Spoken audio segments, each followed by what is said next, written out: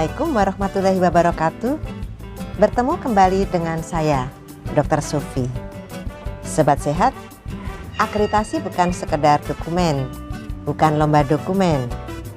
Karena ada RDOWS, yaitu 5 cara penilaian yang dilakukan oleh surveyor. Apa aja sih artinya RDOWS itu? Ini penjelasannya. R, surveyor akan melihat dokumen regulasi berupa SK, pedoman, panduan, dan SPO. D, surveyor akan melihat dokumen bukti implementasi. Dan O, surveyor akan melakukan observasi. B, surveyor akan melakukan wawancara. Dan S terakhir, surveyor akan meminta dilakukan simulasi oleh beberapa orang di Fasiankes termasuk di klinik. Ini semua untuk membuktikan apakah sobat sehat sudah melakukan kerjakan yang ditulis dan tulis yang dikerjakan. Channel YouTube Dr. Sufi dibangun untuk itu semua. Sobat sehat, ini adalah video saya yang ke-310 yang akan membahas standar pelayanan klinik pratama dan klinik utama. Sobat sehat, seperti kita ketahui, mulai video 293, kita telah membahas perizinan klinik dan persyaratannya. Mulai video 299 sampai 308, kita telah membahas standar peralatan di masing-masing ruangan klinik pratama maupun klinik utama.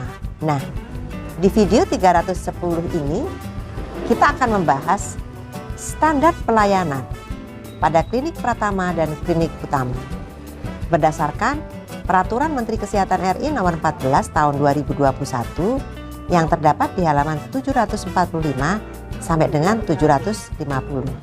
Yuk kita bahas. Kita bahas sekarang lingkup pelayanan kesehatan. Sekarang kita bahas dulu klinik pratama. Klinik pratama hanya menyelenggarakan pelayanan medik dasar sesuai dengan kompetensi dokter. Nah, untuk itu, sobat sehat perlu melihat Keputusan Menteri Kesehatan RI Nomor 514 Tahun 2015 tentang Panduan Praktek Klinik Dokter di Fasiankes Primer atau dokter gigi. Nah, untuk itu, sobat sehat perlu melihat Keputusan Menteri Kesehatan RI Nomor 62 Tahun 2015 tentang Panduan Praktek Klinis bagi Dokter Gigi. Selanjutnya, upaya pelayanan kesehatan di klinik pratama meliputi aspek pelayanan medik dasar, rawat jalan, dan rawat inap. Klinik pratama hanya dapat melakukan bedah kecil atau minor tanpa anestesi umum dan atau spinal. Klinik pratama yang menyediakan pelayanan estetik medicine atau klinik kecantikan, ini sobat sehat banyak yang mempertanyakan ini sebenarnya sama saja standarnya, hanya saja jenis pelayanannya adalah pelayanan kecantikan. Nah, klinik pratama yang menyediakan pelayanan estetik medicine diselenggarakan sesuai dengan Peraturan Konsil Kedokteran Indonesia mengenai standar kompetensi dokter Indonesia. Selanjutnya kita akan bahas standar pelayanan pada klinik utama. Klinik utama menyelenggarakan pelayanan medik spesialistik atau pelayanan medik dasar dan spesialistik. Upaya pelayanan kesehatan di klinik utama meliputi aspek pelayanan medik spesialistik atau pelayanan dasar dan spesialistik. Klinik utama dapat menyelenggarakan pelayanan rawat jalan dan rawat inap. Klinik utama dapat melakukan tindakan bedah, kecuali tindakan bedah yang menggunakan anestesi umum dengan inhalasi dan atau spinal, operasi sedang yang berisiko tinggi atau operasi besar. Sedangkan klasifikasi bedah kecil, sedang, dan besar ditetapkan oleh organisasi profesi yang bersangkutan. Kemudian waktu pelayanan. Durasi waktu pelayanan klinik rawat jalan paling sedikit 8 jam setiap hari. Durasi waktu pelayanan klinik rawat inap adalah 24 jam setiap hari. Sekarang kita akan bahas bentuk pelayanan. Adapun pelayanan kesehatan pada klinik dilaksanakan dalam bentuk pertama, pelayanan rawat jalan, kedua, pelayanan rawat inap. Pelayanan rawat inap paling lama 5 hari untuk penyakit yang sesuai dengan standar pelayanan kedokteran. Bila memerlukan rawat inap lebih dari 5 hari, maka pasien dirujuk ke fasilitas pelayanan kesehatan lainnya sesuai dengan peraturan Menteri Kesehatan mengenai sistem rujukan. Kita akan bahas tersendiri nantinya. Kemudian pelayanan home care untuk penyakit katastropik. Nah, berarti klinik itu boleh melakukan pelayanan home care, tapi khusus untuk penyakit katastropik. Kemudian kita akan bahas jenis pelayanan kesehatan. Jenis pelayanan kesehatan di klinik itu meliputi satu, pelayanan promoting dan preventif. Antara lain, KIE pada pasien dan keluarga, konseling medik, deteksi dini, kegiatan yang mendukung program nasional seperti imunisasi, pelayanan KB, pelayanan KIA, pelayanan TB, dan pelayanan untuk penanggulangan stunting. Kemudian yang kedua, pelayanan kuratif dan rehabilitatif, antara lain pelayanan pengobatan dan tindakan medis, pelayanan kesehatan gigi dan mulut, pelayanan persalinan, pelayanan gawat darurat, pelayanan rehabilitasi medik dasar, pelayanan rehabilitasi medik pecandu narkotik dan zat adiktif lainnya, pelayanan rujukan, pelayanan gizi, pelayanan laboratorium. Pelayanan laboratorium itu meliputi klinik rawat jalan dapat menyelenggarakan pelayanan laboratorium. Sedangkan klinik rawat inap wajib menyelenggarakan pelayanan laboratorium.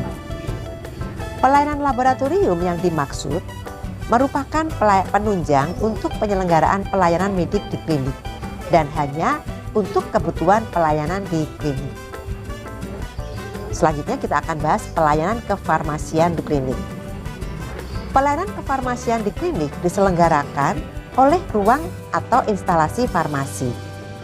Pelayanan kefarmasian di klinik terdiri dari pengelolaan sediaan farmasi, alat kesehatan, dan BMHP atau bahan medik habis pakai, serta pelayanan farmasi klinik. Pelayanan kefarmasian di klinik sesuai dengan peraturan Menteri Kesehatan mengenai pelayanan kefarmasian di klinik. Pengadaan obat dan atau bahan obat di klinik dilakukan melalui jalur resmi dengan menggunakan surat pesanan yang ditandatangani oleh apoteker penanggung jawab dengan mencantumkan SIPA. Selanjutnya, sediaan farmasi, alat kesehatan dan BMHP yang diserahkan kepada pasien harus terjamin keamanan, mutu, dan khasiat atau manfaatnya. Ruang instalasi farmasi klinik dapat menyerahkan sediaan farmasi, alat kesehatan, dan BMHP kepada pasien melalui pelayanan resep untuk obat narkotika, psikotropika, obat keras, obat bebas terbatas, dan obat bebas. Kemudian, pelayanan swamedikasi hanya untuk obat bebas terbatas dan obat bebas. Ruang atau instalasi farmasi klinik dapat melayani resep dari dokter klinik yang bersangkutan serta dapat melayani resep dari dokter praktek perorangan maupun klinik lain. Nah, ini yang spesifik di pelayanan farmasi atau instalasi farmasi. Itu bisa menerima resep-resep dari nakes lain atau dokter lain maupun pasienkes lain. Ruang atau instalasi farmasi klinik dilarang melakukan kegiatan distribusi atau penyaluran obat dan melayani dan menyerahkan obat dalam jumlah besar di luar kewajaran. Selanjutnya, klinik dapat menyelenggarakan pelayanan radiologi menggunakan peralatan dengan modalitas radiologi Röntgen dan non-pensiun kesehatan dalam kondisi andal dan aman bagi keselamatan pasien sesuai dengan peraturan Menteri Kesehatan mengenai pelayanan radiologi.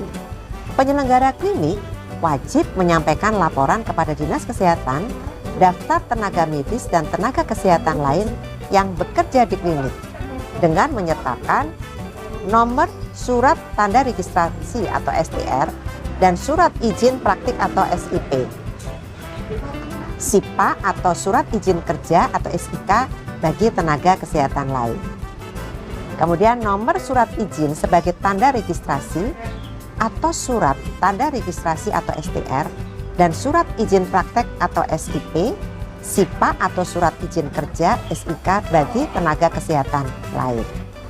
Dan yang terakhir, klinik memberikan pelayanan kesehatan dengan memperhatikan prinsip keselamatan pasien. Sobat Sehat, silakan melihat secara lebih rinci pada PPRI nomor 5 tahun 2021, Permenkes RI nomor 14 tahun 2021 tentang standar kegiatan usaha dan produk pada penyelenggaraan perizinan berusaha berbasis risiko bidang kesehatan.